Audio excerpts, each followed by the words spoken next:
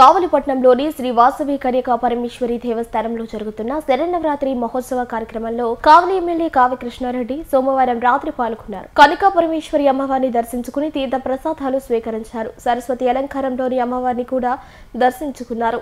కావలి నియోజకవర్గ ప్రజలు సుఖ సంతోషాలతో ఉండాలని కోరుకున్నారు. ఆలయంలో నిర్వహించిన సాంస్కృతిక కార్యక్రమాలను తిలకించారు. చిన్నారులకు ప్రశంసా పత్రాలను ఎమ్మెల్యే అందజేశారు. దసరా నవరాత్రుల విశేషాలను భక్తులకు ఈ సందర్భంగా ఎమ్మెల్యే తెలియజేశారు.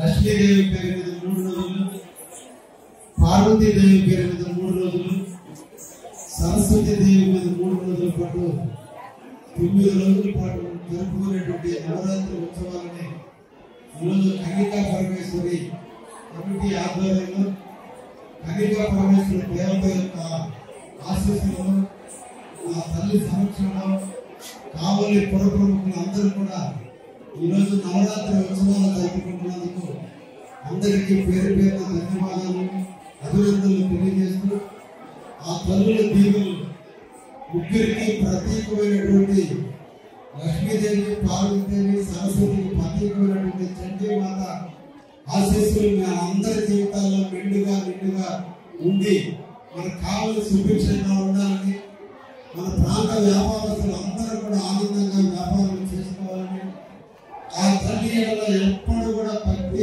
పారమర్శంతో భక్తి శ్రద్ధలతో తల్లి మీద ప్రేమతో ఉండాలని మనసారా కోరుకుంటూ ఈ రోజు ఉన్నటువంటి ఈ నవరాత్రి ఉత్సవాలలో చాలా ప్రముఖమైనది ఈరోజు సరస్వతి దేవి మీద జరిగేటువంటి కార్యక్రమం చాలా గొప్పది. మూలా నక్షత్రంలో జన్మించినటువంటి మహాతల్లి అయినటువంటి సరస్వతి, మన మనస్సుకు సంబంధించినటువంటి సరస్వతి, సనాతన ధర్మంలో పార్వతీ దేవికి సంబంధించిన అంశాలకు టెంపుల్స్ ఉన్నాయి. అదేవిధంగా లక్ష్మీదేవికి సంబంధించినటువంటి టెంపుల్స్ ఉన్నాయి. సరస్వతి దేవికి సంబంధించిన టెంపుల్స్ చాలా అరుదుగా కనిపిస్తాయి. కొత్తగా మన కావలిలో కన్యకా పరమేశ్వర స్వామి అమ్మవారి సన్నిధిలో సరస్వతి ఆలయాన్ని ఇక్కడ ఏర్పాటు చేశారు.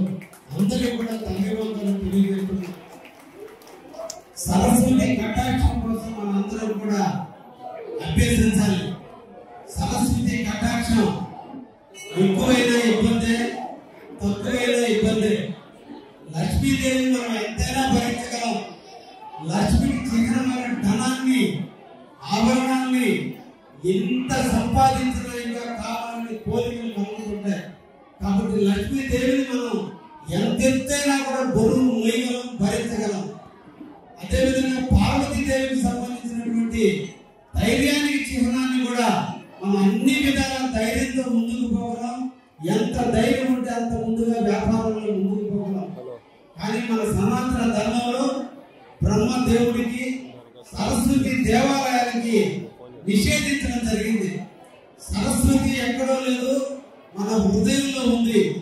ఎవరైతే హృదయాన్ని శుద్ధి చేసుకుంటారో, ఎవరైతే హృదయంలో మంచి ఆలోచనలు వస్తాయో, ఎప్పుడైతే నిర్మలమైన మనస్సులో ఉంటుందో, కుళ్ళు కపటాలకి దూరంగా మన మనస్సే ఒక తీర్థం, మనస్సే ఒక పుణ్యక్షేత్రం, మనస్సే ఒక దేవాలయం, అది సరస్వతి.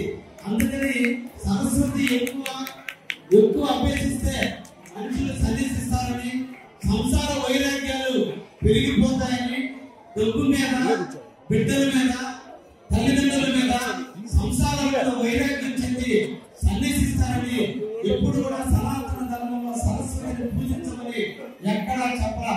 శుక్లాంబరధరం విష్ణు శశివర్ణం చతుర్భుజంతో గురువుని ప్రేమిస్తూ, గురువు చెప్పిన పాఠాలు నేర్చుకుంటూ జీవితంలో ఎప్పుడు కూడా ఒక మంచి సాంగత్యంలో, మంచి యొక్క వ్యక్తుల సాంగత్యంలో మన శరీరాన్ని మనం అలవర్చుకోగలిగితే, ఎంతటి పార్వతైనా భరిస్తూ లక్ష్మీదేవిని కొనియాడుతూ ప్రేమిస్తే ఆటోమేటిక్ గా సరస్వతిని మనం ప్రక్షాళన చేసుకుంటూ ఎప్పటికప్పుడు మన మనసుని శుద్ధి చేసుకుంటూ పోతే సరస్వతి ఎప్పుడు మన హృదయంలో నిలిచి ఉంటుందని, సరస్వతి కటాక్షం లేని ఏ ఒక్కరు కూడా ముందుకు పోలేరండి.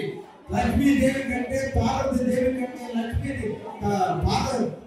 సరస్వతి అనేది చాలా గొప్పదని, ఆ సరస్వతి ఎప్పుడు కూడా మన హృదయంలో నిండుగా మెండుగా ఉంటుందని, మన కావాలని ఎప్పుడు కాపాడుకునే దాంట్లో మనం అందరూ కూడా ముందుకు పోదామని ఈ సందర్భంగా, ఎందుకంటే నేను కూడా మూలా నక్షత్రంలో జన్మించాను, సరస్వతి ఈ రెండు వాక్యాలు నా తల్లి భావిస్తూ, అందుకనే నేను ఎప్పుడు కూడా నా మనసును ఒక తీర్థంగా భావిస్తా. ఎదుటి వ్యక్తి ఎదుగుతుంటే సంతోషిస్తా, ఎదుటి వ్యక్తి బాధపడతాను తప్ప ఎప్పుడు ఈ విషయం దేశానికి లేదు. కాబట్టి ఈ రోజు మీ మీద పుట్టినటువంటి ఒక కింకరుడైన కావ్య కృష్ణారెడ్డి ఈ రోజు మీ అందరి ఆశీస్సులతో ఎమ్మెల్యే కాగలిగే కాబట్టి నేను ఈ రోజు మీద పాల్గొంటున్న అవకాశం కల్పించినటువంటి పెద్దలు నూతనంగా ఈ రోజు వారి ఆధ్వర్యంలో అధ్యక్షుడిగా వచ్చి ఈ గుడిని ఇంకా కూడా ముందుకు తీసుకుపోతారని మనసారా కోరుకుంటూ అవకాశం పాల్గొంటున్న అవకాశం కల్పించిన మీ అందరికీ కూడా సరస్వతి